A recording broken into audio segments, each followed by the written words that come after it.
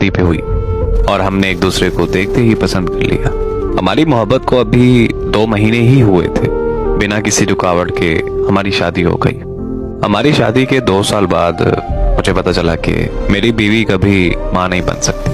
हम दोनों ने अल्लाह की रजा मान कर खुद को हौसला दे लिया और माशरे की बातों ने मेरा हौसला ज्यादा देर तक कायम नहीं रहने दिया और मैंने माशरे की बातों में आकर दूसरी शादी का फैसला कर लिया।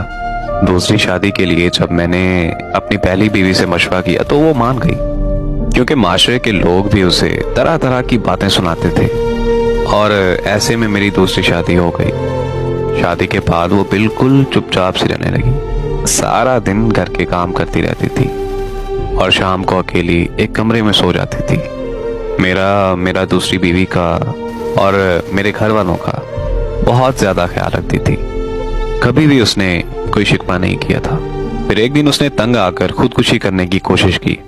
हम सारे घर वाले उसे फौरन अस्पताल ले गए। वहां मुझे माहिर नफ्सियात ने बताया कि ये बाइपोलर डिसऑर्डर की बीमारी में मुब्तला है और मैंने ये बीमारी पहली दफा सुनी थी।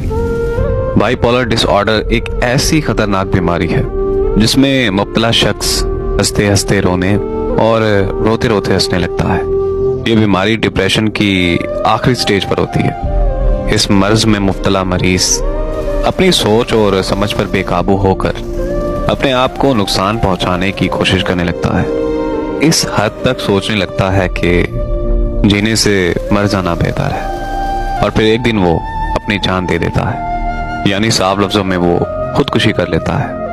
ऐसी बीमारी का सुनकर मुझे बहुत ज्यादा तकलीफ हुई और मुझे समझ भी आ गई कि उसकी इस हालत का जिम्मेदार सिर्फ मैं हूँ।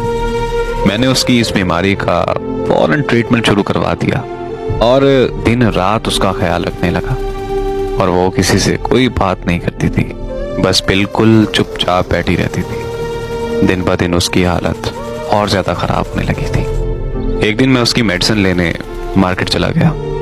जब मैं वापस आया तो वो इस दुनिया से जा चुकी थी। सब कहते हैं कि उसने खुदकुशी की है, पर उसने खुदकुशी नहीं की, बल्कि उसका कत्ल हुआ है।